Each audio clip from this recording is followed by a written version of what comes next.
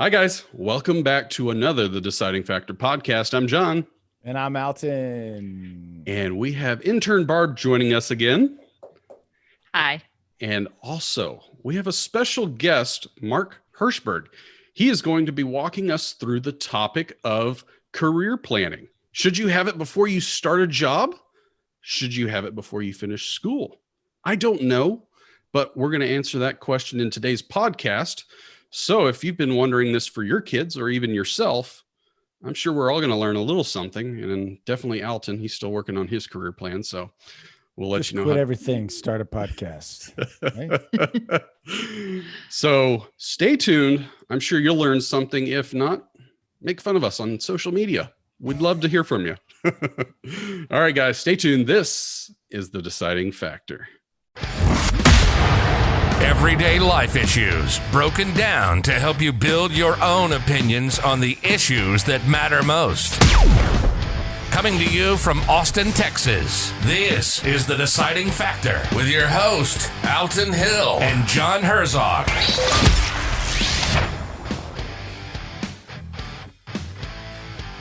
Hi, guys. Thanks for joining us again. Like I said in the intro, we are doing a show on should I have a career plan before I start working?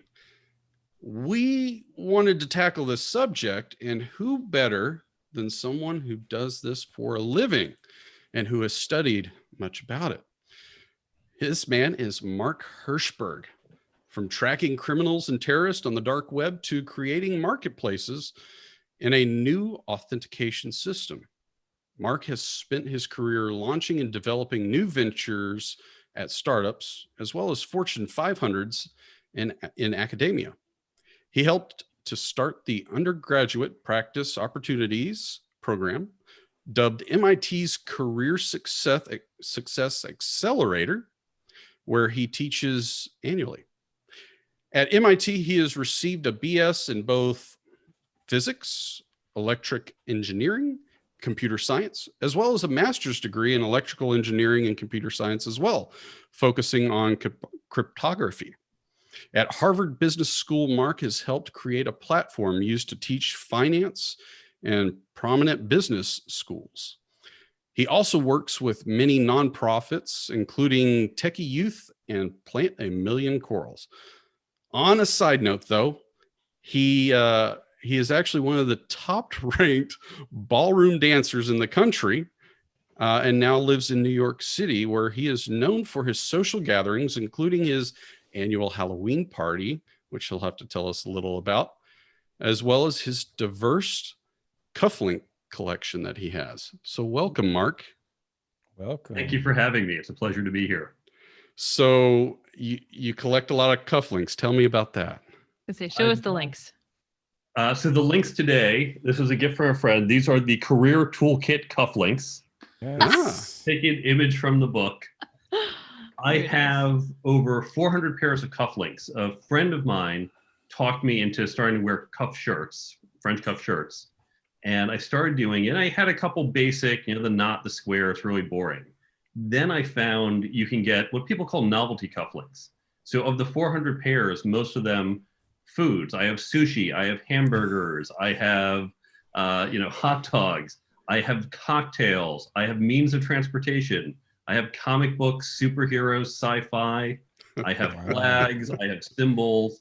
So whatever I'm doing on a particular day, I have wine tasting tonight. Okay, well, I'll go get the wine glasses. I'm going to, do something on networking. Well, I've got the handshaking ones. So I wear cufflinks related to what I'm doing, or that's related to every day's, National Adopt a Kitten Day. So I can always do something with that. Interesting. So I have two pair of cufflinks for my shirts, carbon fiber, and then Heather got me some that one is a thermometer, and then like the other side is a compass. So anyway, I'm a fan. Nice. Those are great ones. So you're known for your Halloween parties. What is your craziest outfit you've worn? The craziest, it would probably be cougar victim. I've done a lot because I always try to do something original. I would Well, say cougar victim. Cougar the animal or cougar as in like the lady? Well, it was a little of column A, a little of column B. I took the shirt and we did put claw marks in it. So it had ripped. I ripped off part of the sleeve. But then I got a friend of mine. She put on dark red lipstick and put kisses all over my face, all over the shirt. Yes. So both cougars had Yes. attacked me that particular Halloween. Did it stop at the shirt or did you get more kisses? We left it at the shirt. She was just a good friend of mine. Not Not that that good. a Clear, friend. Yeah, clearly okay. she was a good friend. So Mark, let's jump into the career plan. I know you've got the book over your shoulder there. It's your career toolkit that you've got. And you give a whole lot of information in that book on many different areas. But I guess let's focus on the career planning itself. Tell us where we should start at and how.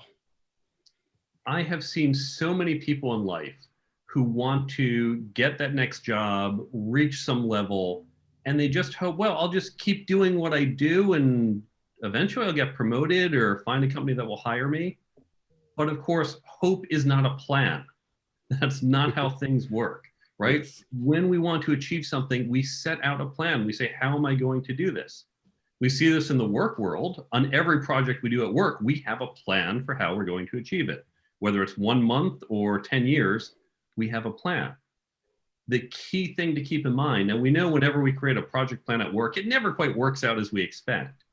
And so it's important to remember our career plans also, it's not, I make the plan today and 10 years from now, it's going to work out exactly as I expected, right? It's going to change. It's going to need to be adjusted. You never know when a pandemic's going to hit and throw everything into chaos, right? So you're going to have to adjust. You're going to have to zig and zag. But doing this without a plan, it's just like saying, you know, I'm going to get in my boat and I'm going to go sail to the Caribbean just by pulling up the sail and hoping one day I wind up in Bermuda, right? That's not how it works, right? You got to have a plan to get there. Well, so when the topic of having a career plan in place started, right away, I thought of my parents. Growing up, they said, you've got to figure out what career you're going to have, jump in, do your schooling, find that job. And then you're going to stay at that job till you basically die. But I quickly found out that that doesn't happen as much anymore. In fact, the average career at a company is about 3.5 years currently. So how realistic are career plans? First, I want to dispel a myth. You're right that it's about 3.5 years. My friend Jeff Wald wrote a book recently called The End of Jobs. And he talked about, he's looked at the labor market over the last few centuries, this concept of lifetime employment, of our parents taking a job and being there until they die. Utter BS. In fact, the average tenure of those jobs, I think, was about 4.5 years. I might be a little off on that. But it was not 10, 20 years. It was really changing almost as frequently as we do now. So what's happening is not anything new. Yeah. And you're right that things will change. In fact, it's even more important now because we talk about, you know, the jobs you're going to have in 20 years don't exist today. And they're right? What we're doing here, what you guys are doing, this did not exist 20 years ago. You could not have predicted or planned for this. But we can do two things. One is we can develop certain skills, your ability to talk to people, your network for finding people. Even if you didn't know you'd wind up doing this, those were valuable skills that can help you here, or if you had gone some different path. And those skills can be planned and honed. But then also, this is all the more reason we need to be prepared, right? If we use that sailing analogy again, if you say, I'm going off into the sea, I'm going to sail to my destination. And things have gotten chaotic. There's a lot more storms these days. There are more pirates out there. There's a lot more volatility. Does that say to you, well, that's less reason to have a plan or more reason to have a plan and to have some alternates and be prepared when you need to zig and zag? So I think the case is even truer today. Yeah, I like that.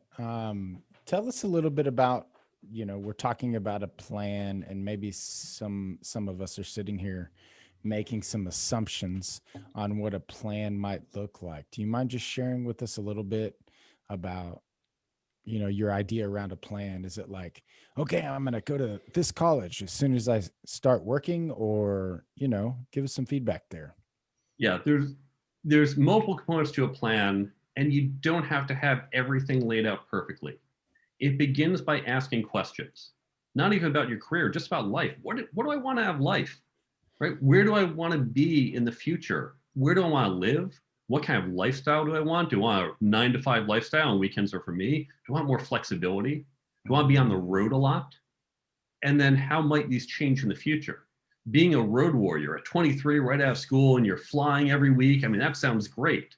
But when you're 43 and you've got a family at home, 5 days on the road is a lot less exciting. So try to think about these questions and think about them in the future to the extent you can. But it's okay if you don't have answers to them. Most of us can't answer all of them. And when we're younger, we certainly don't know. So what do you do to start this plan? Go out and talk to people. Talk to everyone you can. And now this is true whether you're 18 or 23 or 43 and still trying to say, what do I do next? Right? So talk to people in different jobs and say, hey, tell me about your job. What do you like about it? What don't you like? What should someone going into this field know? Right? And just start to collect information. Now, if you are a young person and you're saying, well, I don't know a lot of adults. Well, your parents do. You also have your alumni network, right? From your college, you can just go to your alumni network and reach out and say, look, I am a college student. You remember what that was like? I'd love to chat with you for half an hour about your job and learn more about what you do. And then you listen for patterns. You listen for all these people who spend their days sitting in front of Excel spreadsheets. That sounds like death. Okay, here's what I know. No Excel spreadsheets and not sitting in front of my computer all day. So you can rule things out even if you don't know what you want yet. And that's how we start to formulate the plan. As you narrow it down, and you start to say, okay, I think I want to go into this role, or I think I might want to be this in the future. I think I want to lead a marketing team. That sounds about right. Yeah, I think that sounds interesting. So I'm going to go with that. So, okay, what does it take to lead a marketing team? Well, I should know marketing. Okay, great. Got to learn that. What else? Right? If you're going to be VP of marketing, you might say, well, I need to know how to hire people. I need to know how to work on a budget. I need to work on corporate strategy because I'm going to be part of that team. So along the way, I'm going to have to figure out when I'm going to pick up these skills. I'm not going to pick them all up in the next 6 months. So what I'm going to work on in the short term, what I'm going to push off later. And then most importantly, we recognize that I have this plan today. A year from now, let me check back. First, do I still want to be that head of marketing? Maybe that's changed and that's fine. Maybe I say, I've learned a lot about hiring. I think I'm good there. So let me switch to something else. Or no, I need to learn more. So we want to check in and adjust our plan as we go. So, I've got 4 kids, and my oldest one, I've already started to get her set up because she's now in high school, and now it's crunch time in my eyes. And I've had to tell her, she wants to do cosmetology. It's great. She's got her mind set. That's what she's going to do. The only problem is I feel like she needs a backup plan, because in talking with Barb before the show, me and her have some unique things that have kind of taken us in a different direction. So when I started thinking about the show with you, Mark, I started thinking, man, me and Mark are going to butt heads probably, because I realize life happens a lot more often than you think. And I don't know if I can fully get on board with a plan, just because I started out, I wanted to be a police officer. That didn't work out. I had to redirect. I thought I was going to be with Time Warner, like the parents had said, and I was going to be there forever. And then the economy crashed and they laid a lot of people off. So then I had to reevaluate. Well, I went back to school for accounting. That didn't work out. I had more fun doing HR. That's where I'm at now. But now I realize there's other twists and turns to my story still. And talking with Barb, she had kind of some other stories as well, right, Barb?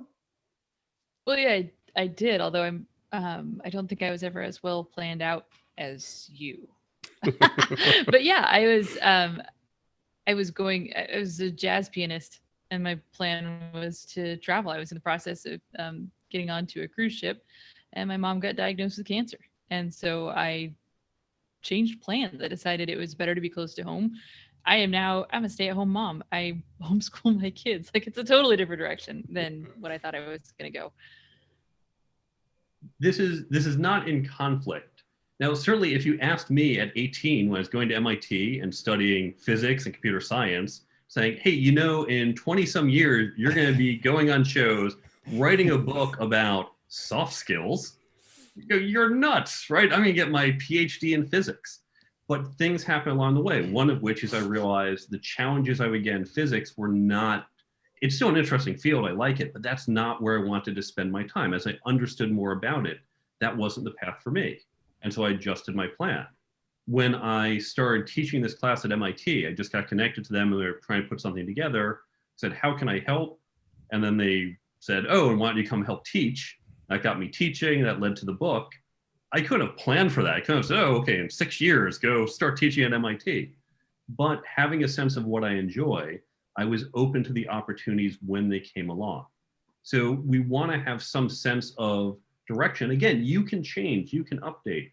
My friend Jason Rosenhaus, he and I used to teach chess to kids. And what he would always say is, always have a plan. Even a bad plan is better than no plan at all. Because if you're playing chess or you're just randomly moving the pieces, eventually you're going to get checkmated, right? You have to proactively say, how am I going to checkmate my opponent? So you come up with a plan. And then halfway through you realize, oh, this isn't going to work, but I have a better idea, right? So we can constantly adjust our plan. The other thing we can do, let's take your daughter. So she's not looking at necessarily a corporate job, right? No. But there are still skills that are going to help her. So one thing in that profession is she's going to build up her own clientele. Certain fundamental skills, having a strong network, so she knows lots of people who are going to give her referrals, that's helpful, or connections to doing certain shows, right? Being connected into certain desks and certain shows that are going to up her stature. Understanding her own brand image, her personal brand, that's very important for that. Even knowing how to communicate, because when she is helping out some high-powered lawyer or Wall Street banker versus some mom at home, the way she's going to communicate with them and connect with them might be different. Her communication skills are going to help her build those connections. So we can focus on our career plan. Even when we say, I know the job I want, there might not even be a ladder. This is true for people running a small business or have jobs that have a terminal spot on the ladder. We can continue to develop skills to make us more effective, and that can be planned out. Well, her backup plan is to marry a sugar daddy, so at least she's planning that one. Still my backup plan. But what are you going to choose her husband for? Yes. John's option A. So I have a question. I will go ahead and a little spoiler alert here. I think that having more of a plan I could have certainly benefited from that. But my question revolves, I guess, more around aptitudes.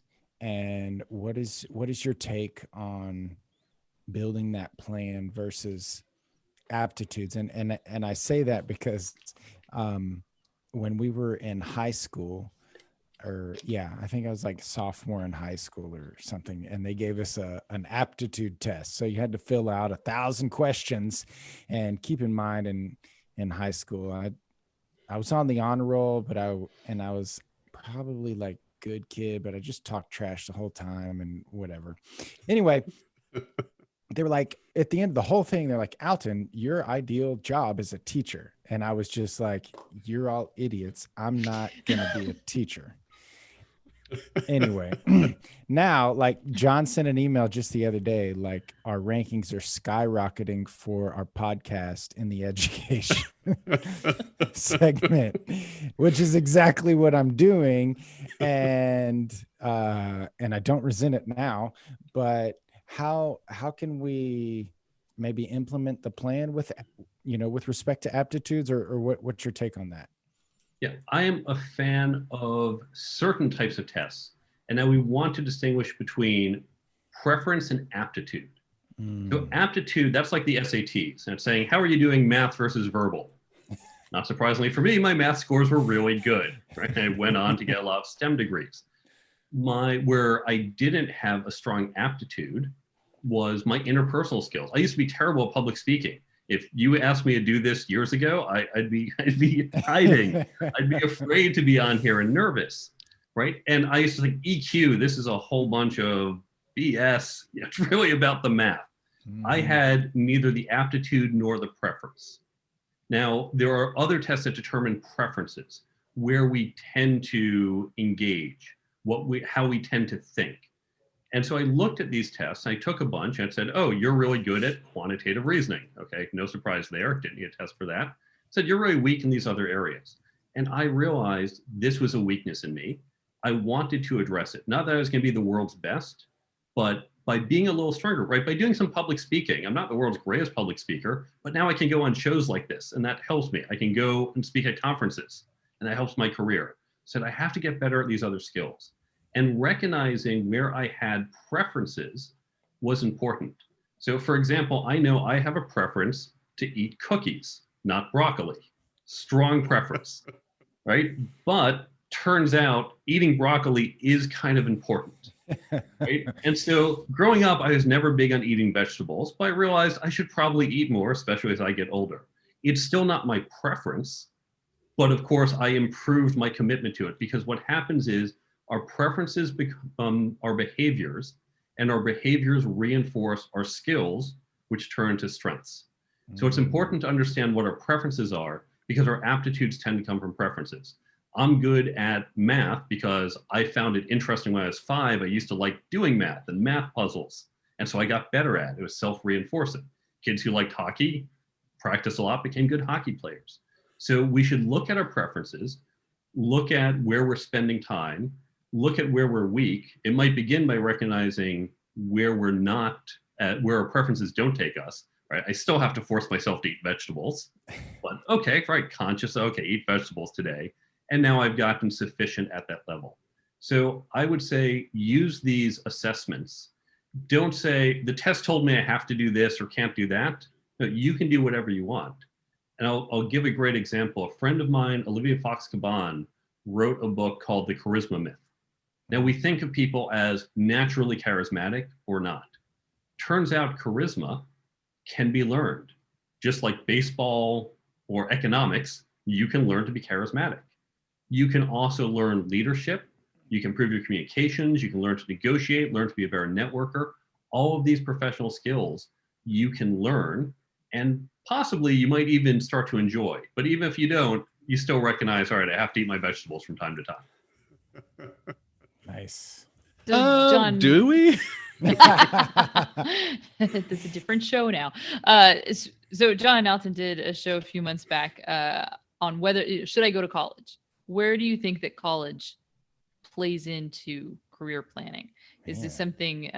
Do you ever have people, or do you think there ought to be people that decide that college is not key to their plan?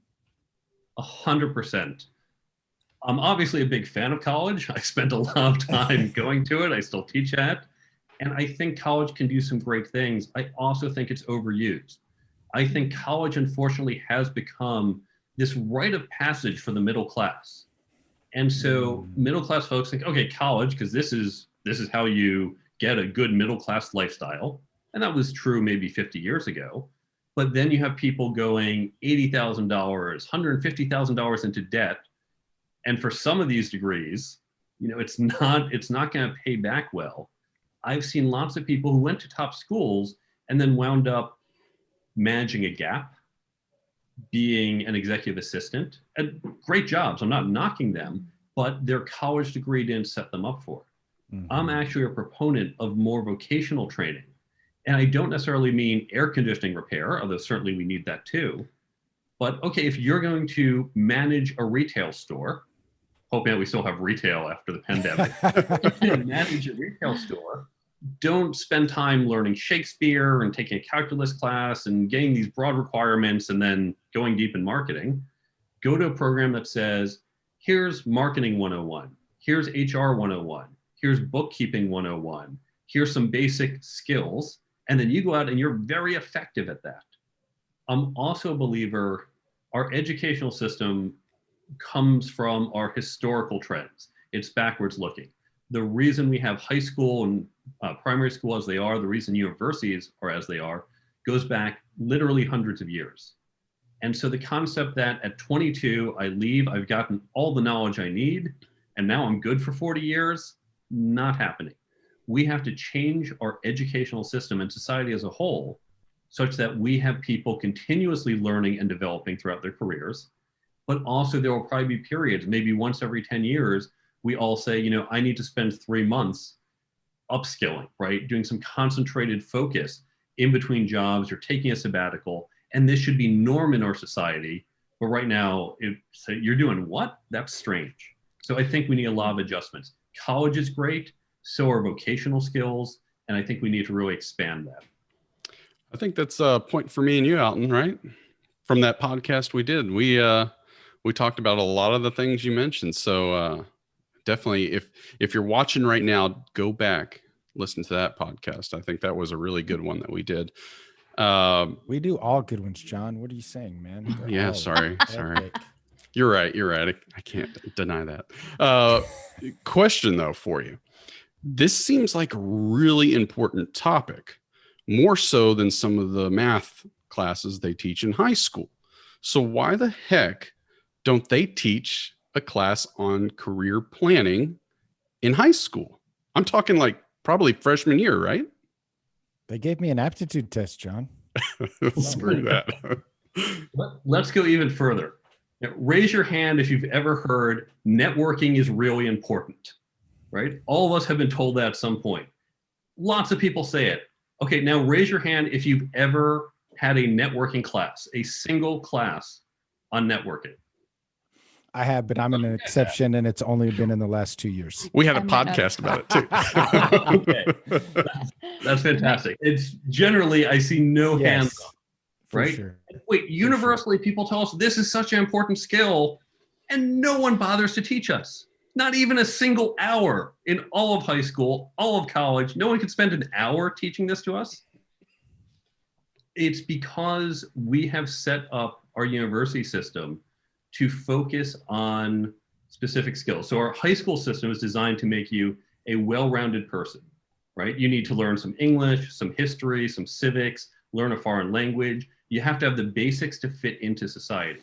In fact, if you look historically, that was so you could be a productive person in your job, which was mostly, you know, sit here and do your task, whether it's on the assembly line or sit in your office job and you get papers in the inbox and you do something and put them on the outbox and do what you're told. And you're a little cog in the machine, right? Now, colleges, for historical reasons, they're set up to focus on a discipline, learn about marketing, learn about physics. And the departments are managed by people who are deep experts in this area and feel, well, if you want to call yourself knowledgeable in this, you have to know this much material. And the universities over time said, oh, let's throw in some general requirements. Let's make sure you get a math, a history, a science. Just we can say you're broad and well-rounded. But no one was saying, how do we make you effective for the workplace? That was never the goals of the universities, not hundreds of years ago. They've obviously gotten a little more in that direction, but I can tell you the feedback we've gotten at MIT, and it's feedback that I've seen for other universities, is they're saying we want people who are leaders. And we don't mean people with titles, people who behave like leaders. People can negotiate, people who are good teammates, people who communicate well, people who understand ethical considerations. We want all these skills, but universities are not delivering. And this is another reason our educational system needs to change. So I agree with you. We should talk about this more than just, oh, we have a few people come in and talk on career day, but let's talk about how to think about this. And let's talk about how to think about these other skills, because they're going to make you so much more effective and so much happier in life. Well, that's like, I'm glad that you said that, because really when John and I were talking about starting this podcast, it's like, what are all of these questions that need to be answered that no one's asking? Right. And I think you're a perfect example of that, you know,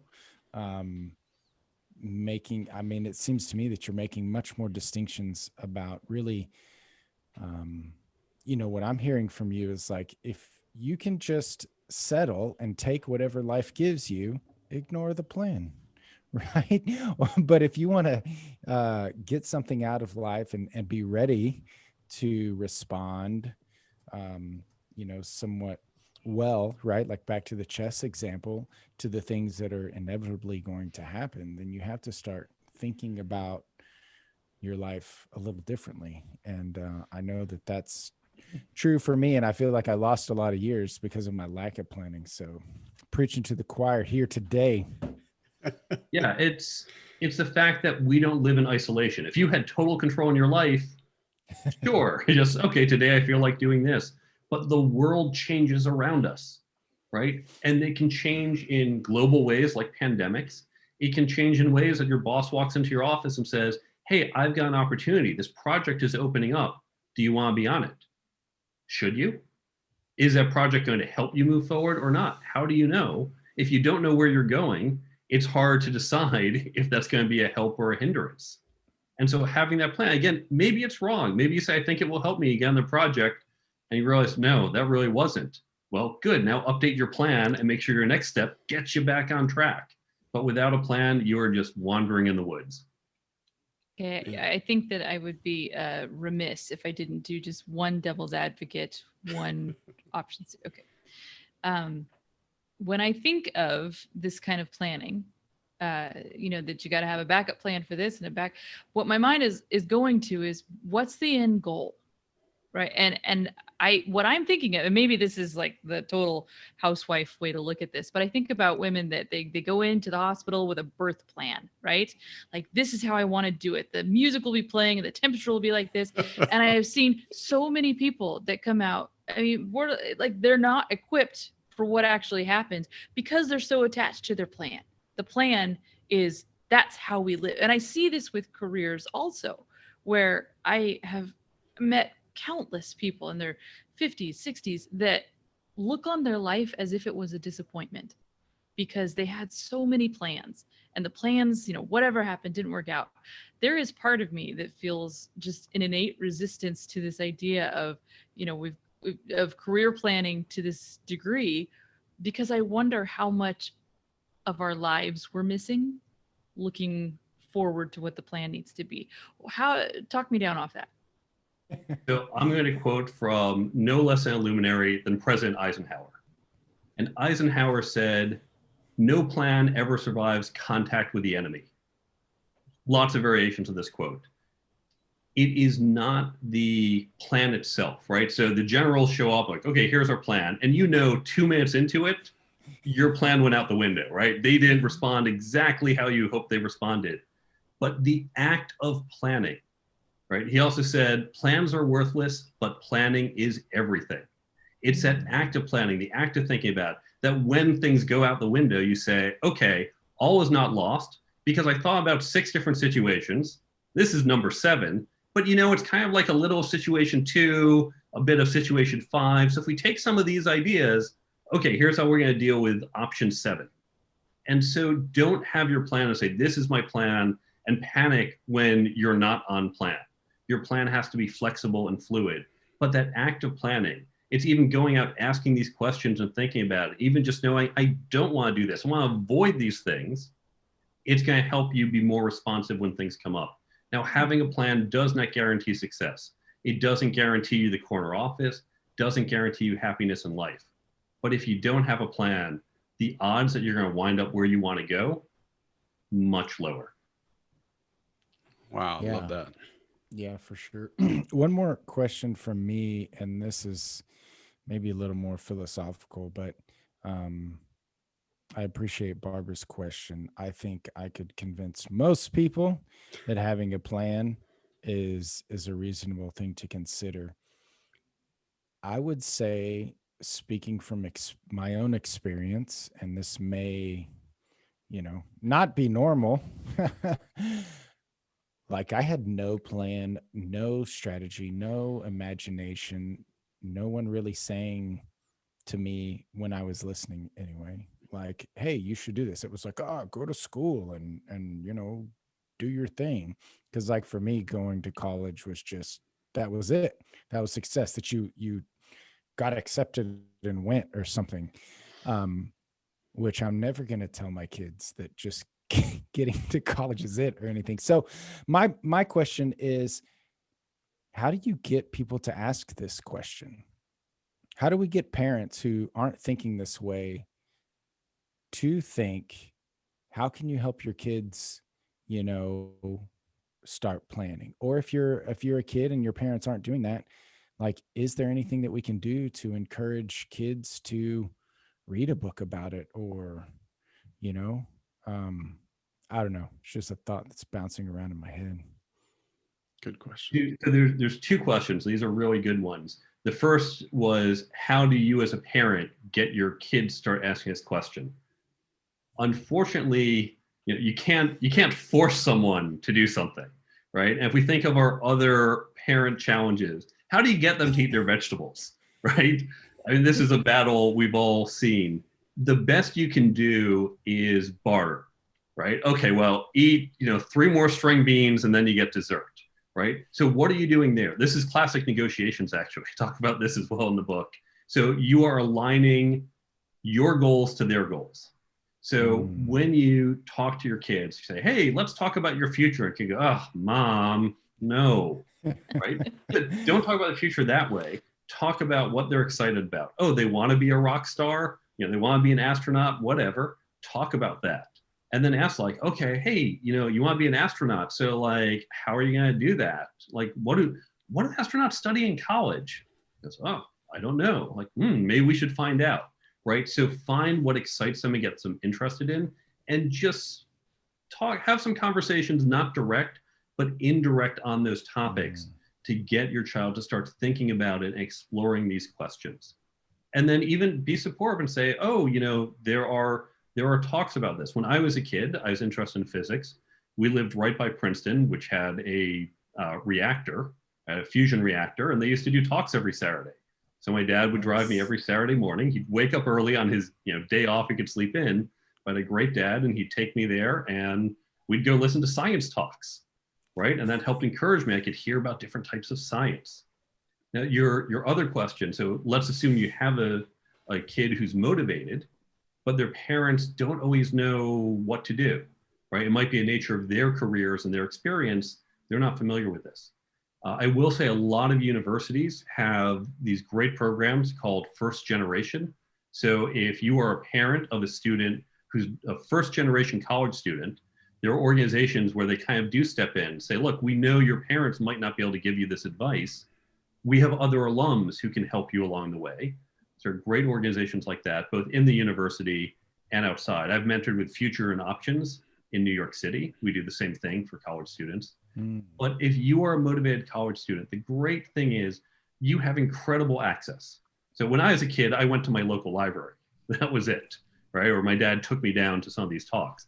Well, clearly you have access to podcasts because someone in your life told you about this great podcast. You can listen to podcasts, this one and other ones. You can Google things online. You can read articles. You can read, what does this person do, right? And then don't be afraid to reach out to some people. You might not have a LinkedIn account, your parents might, or figure out how to, if you know the company someone's at, it's not that hard to guess their email, right? It's usually first name dot last name or first initial last name. You'll find there are patterns for this, and write them. Because I can tell you most people, they don't have people reaching out to them. And here's the thing about people. People are egotistical. People love talking about themselves. So when you say, wow, you are fascinating, I want to hear about your life, people generally will love to talk about themselves. Now, obviously, if you're writing to the President of the United States, Jeff Bezos, okay, they're a little busy, but most people, they're going to have time. They don't have a lot of people asking them, and they're going to enjoy talking about themselves. And that's a great way to start to learn. Wow. I like that. So question for you. Your book, The Career Toolkit, can you tell us a little about what people can expect if they want to find your book, as well as I understand you started an app for that as well, didn't you? I did. So the reason I started the app, from teaching for many years, one thing I've learned is we all forget things, right? When I read a book, I go, oh, what a great book. And then 3 weeks later, I forget. College students, I knew 2 minutes after I walked out of the final, that information was lost, right? We're on to whatever's next. This type of information, because it's not memorization, it's about skill sets, right? Leadership isn't remember these 3 things and you're a leader. So you need to be conscious of it all the time to recognize leadership opportunities, to recognize networking opportunities. So I create an app it uses the principle of spaced repetition, which is well established for learning. It just pops up each day. Think of it like a daily affirmation, but it reminds you of one of the things you learned in the book. You go, oh, right. Yeah, I remember I'm supposed to do that. Now it's more top of mind. So you see the opportunities to grow, to learn, and to apply on a daily basis. You don't even have to open the app. Although if you have an interview coming up or a networking opportunity, you can open the app and quickly flip through the tips to get that kind of crash course. Nice. So you can find information about the app and the book on my website, thecareertoolkitbook.com. There's also a whole bunch of free resources, links to other sites, lists to other great books that I reference in mine, or just books that help me along the way. And of course, you can see where to buy it or how to contact me. Nice. Well, hopefully you'll be back to tell us a little about the interview techniques that you mentioned in there. So that was one of the other ones that I really want to have you back one day for. So look forward to something. We should definitely learn how to interview people. Great. It's about time. Oh, speak for yourself. I'm excellent. What are you talking about? Oh, right. I was. Mark, Yeah, I was speaking for myself. Mark, we appreciate you coming on. We are going to ponder this and then come up with our deciding factor responses. But thanks for being on the show and appreciate everything you've done. And we wish you the best in your success. Yeah. Thank you for having me on. And thank you, listeners, for giving me your time. Absolutely. Take care. Awesome. Bye. All right, guys. So he's given me a lot to think about. I really, What do you think, Barb? I want to hear Barbara. She's been quiet over there. It's, there's he's fascinating to listen to. Yeah.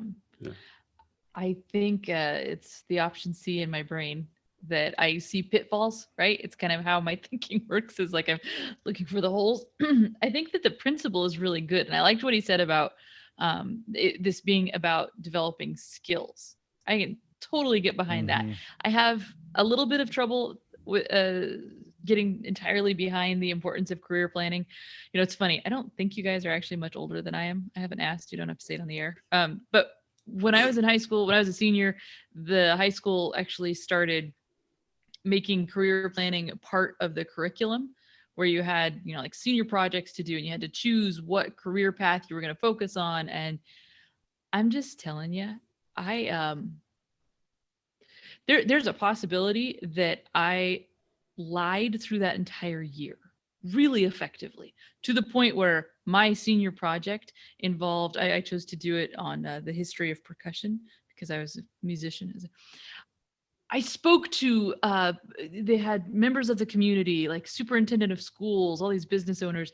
I had them convinced that the reason we have xylophones is because they used to dig pits in deepest, darkest Africa to catch an animal called a xylof. And after they ate the bone, the food off, they would use the bones, and thus you have a xylophone. Okay. That's how much I got out of it. And I'm just saying, like, so when I think about career planning at this young age, I think, you're not giving us useful skills for life. I liked that his focus was developing skills that you could use in a variety of fields. Like, you are going to need to learn how to talk to people. You are going to need to learn how to exist in the world. So I don't know if I'm totally on board with the career planning, but I'm very on board with the development of skills. So ALTON, how far off did you get from your career path during your times? Or did you not have any at all? What do you mean?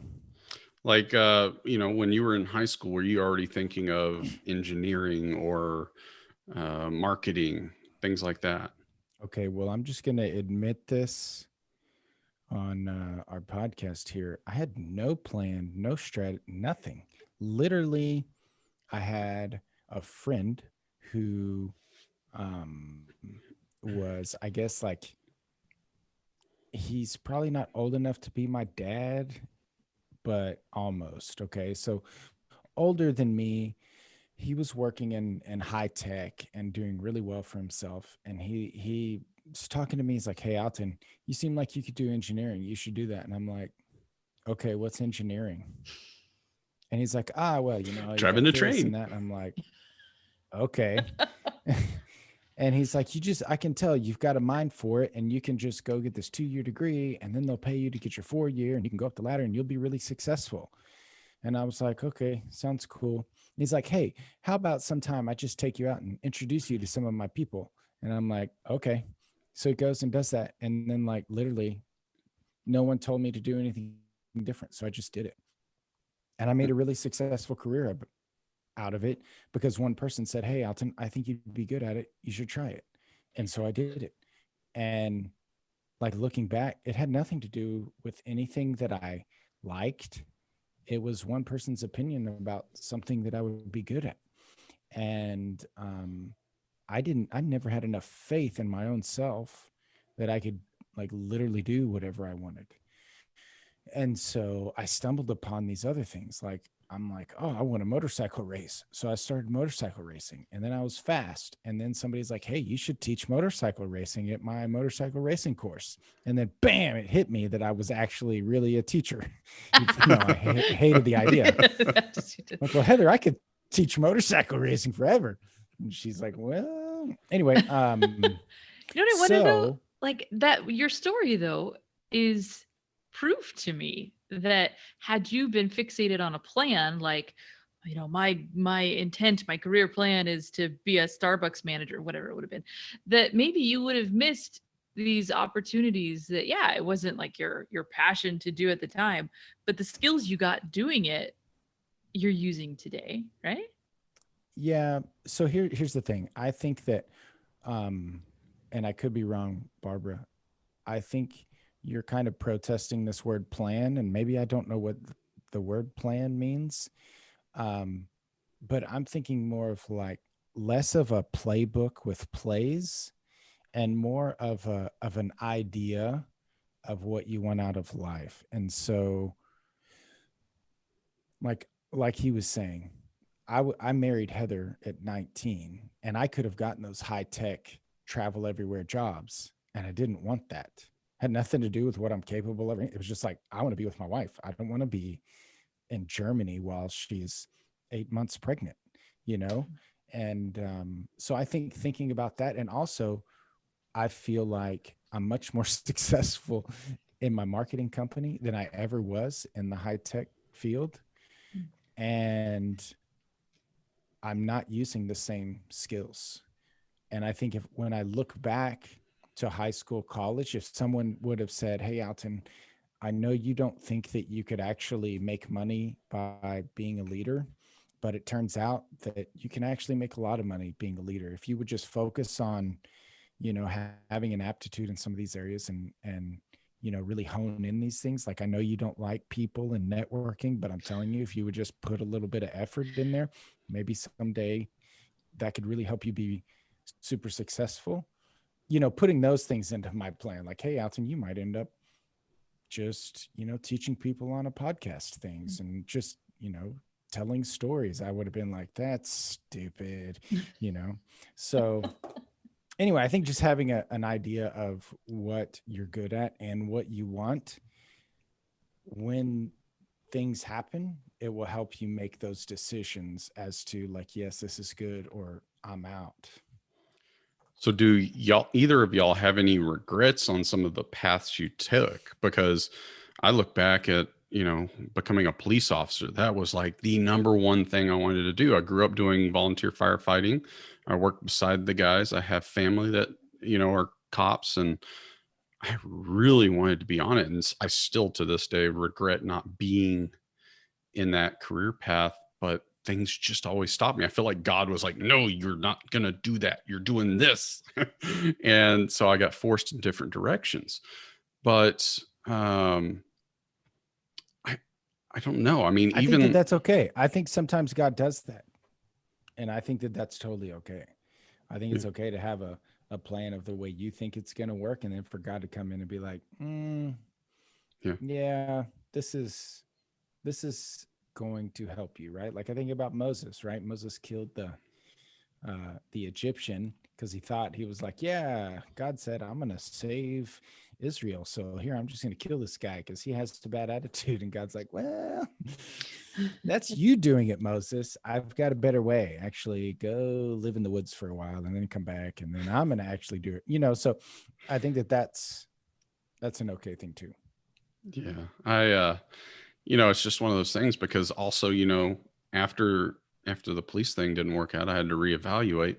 And of course, I always wanted to run my own business or be CEO or something. And it's like, it seems like it's a far ways off, or I've got to wait for that particular thing to happen that pushes me on the next level or the next path. So have y'all ever had these detours like this, or dreams that you wanted, but you couldn't do? Like, I know you wanted to be in the UFC, Alton, but I don't think that's going to work out for you. She was like, no. And I'm like, yo, $3,000 a weekend, baby. And she's like, I can't watch you get your face smashed. I'm like, but we'd still get $3,000. And she's like, I would say, like, what I feel about it, I hate to use the word regret for career path, but I wish I could have shortcutted. Like where I'm at now, I'm really happy. I work hard, I have hard days, but deep down inside, I'm feeling very fulfilled in where I'm at and what I'm doing. And I've been planning these things and planning what I want my life to be like. And this podcast is part of it because I want to experience life and screw everything up and then have a platform to say, hey guys, maybe you should consider having a plan for your career. And instead of being 38 and feeling very fulfilled, you might be 28, or whatever, right? Like you might have better people in your life if you were planning to network at age 18 instead of 38.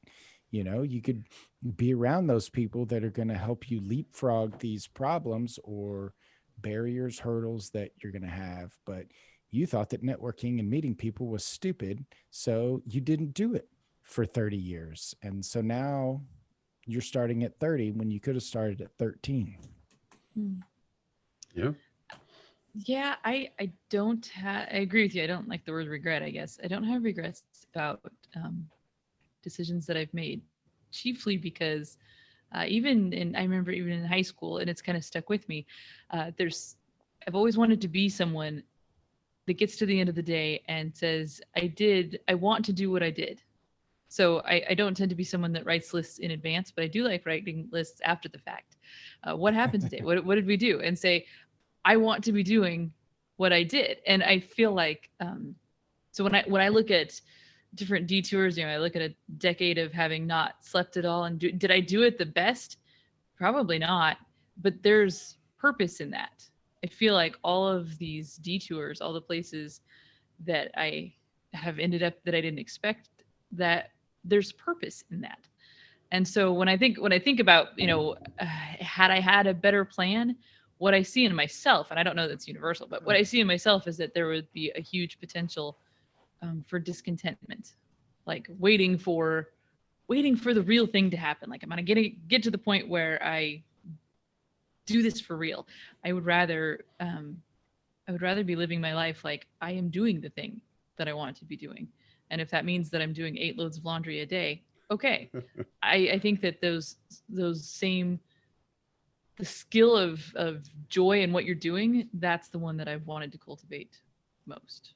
Well, that final piece on your list is just to move back down here to Texas. So exactly, finally a plan.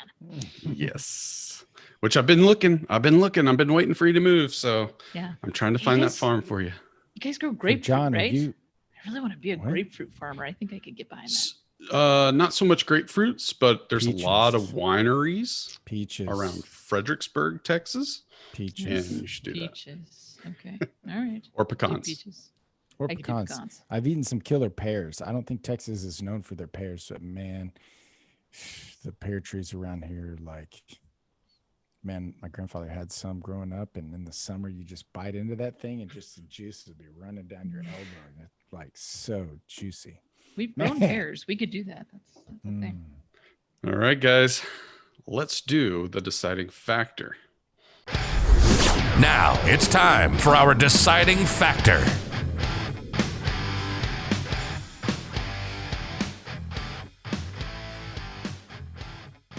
All right, so the question is, should you have a career plan before you start working? I really loved having Mark on here. I really, it kind of opened my eyes up, because at first I was like, no, you can't have a career plan. I'm living proof. Life happens and crap gets mixed up and you've got to redo everything.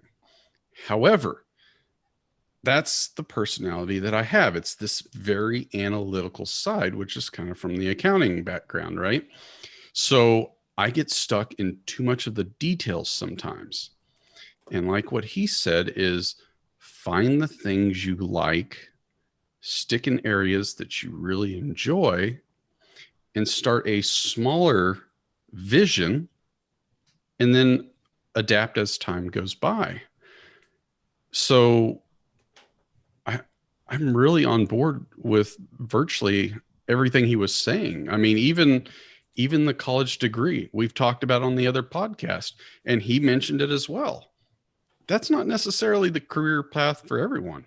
That's not what you have to survive here in the US. So a career plan.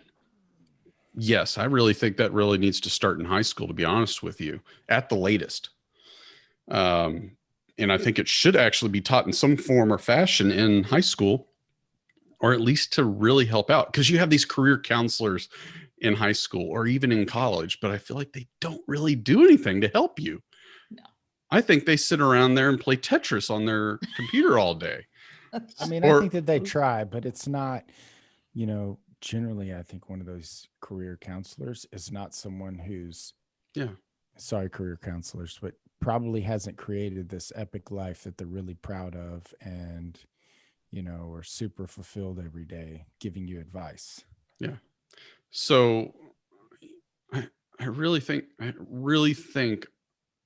we need to start adjusting. So for all the mothers out there listening, if you can, I would say write an email to your school and stress this idea of career planning, even if it's a side class, a summer class. I don't know, whatever it may be, but I think this was a really good conversation that we had today that can inspire some changes going forward, to help others. But just remember, life still happens. You gotta adapt. Your career counselor comment, that's hysterical. When I was in high school, and I was probably a junior in high school, and I figured out that I wanted to be a jazz musician, and that's where I was going. I had the mentors doing the whole thing. And I remember my school counselor was like, great, so what are you going to do when that fails? And I remember saying, exactly. I might become a school counselor, actually. And that will be the height of my career. We're losing all sorts of listeners now. I know, I'm sorry. It's just funny. I totally disagree with John on that. High schools make a big enough mess out of like teaching to the test, out of making the focus of education so narrow. I don't really want them in career planning, but I do think that Mark had great things to say. I don't know if I think that we should all have a career plan. I think that we should all have a plan to have a full life. And I think that collides with a career. So like the things that he was talking about learning public speaking, like absolutely stick your high schoolers into Toastmasters, like all these things that will help you no matter what you decide to do. I think that there's something to be said for planning to be someone that looks for the opportunities in their life, that looks to develop their skills. And I think that that's So I might diverge with him a little bit on the career planning specifically, but I thought he was great as far as building aptitude, building skills, and adapting, just adapting to what happens day by day. So he was very impressive to me. Nice. Yeah, I love the things that Mark said, and I just love the idea that he's approaching the subject. And I'm so glad to hear that he's actually in colleges teaching, with that mindset and mentality. To me, that's really great. John, I want to thank you for, encouraging people to send an email, because this is where I kind of struggle. It's like, yeah, okay, well, we're going to make this deciding factor, but then how does it actually help? And I think, taking action, somehow, right? It may not be the best action, but trying is sometimes the best we can do. Should you have a career plan path?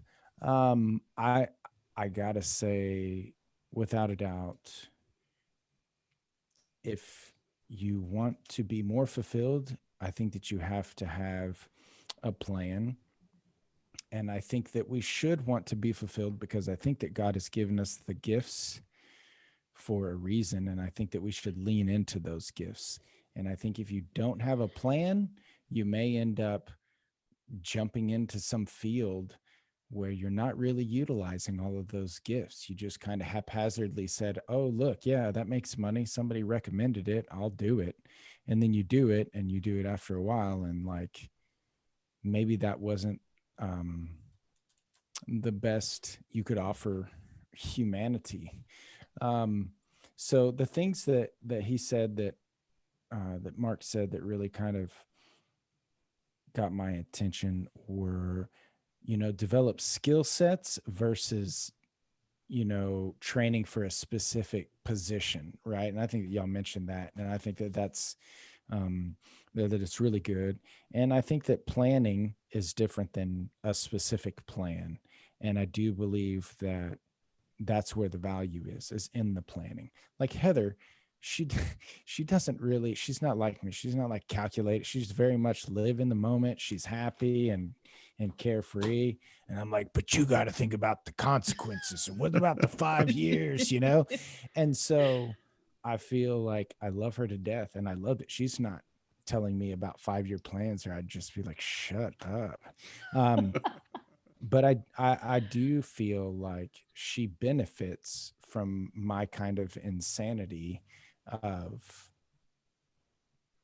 hey, I can't do this career thing anymore. I got to quit my job. Alton, we have 4 kids and a mortgage. Yeah, I know, but I just can't do it anymore. But yeah, but it's really good and you're happy, right? Yeah, but not really. We should just quit and do it,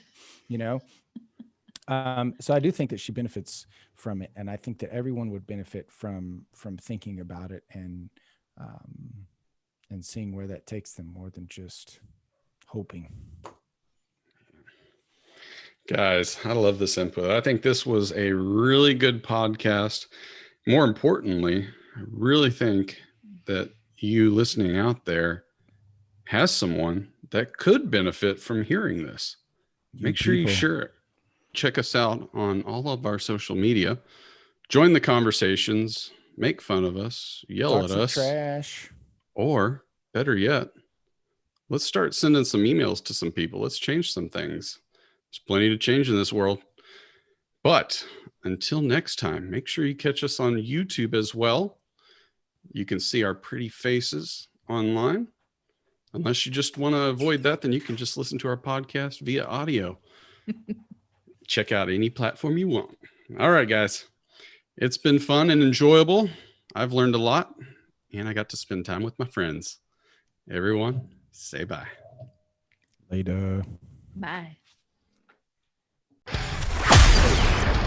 This has been another episode of The Deciding Factor, giving you food for thought on real life issues. Be sure to click, like, and subscribe to this podcast, as well as all your big social media outlets, Facebook, YouTube, and Instagram. Don't forget to check out our website at thedecidingfactorpodcast.com and give us comments and feedback. Until next time, stay safe and remember to keep an open mind.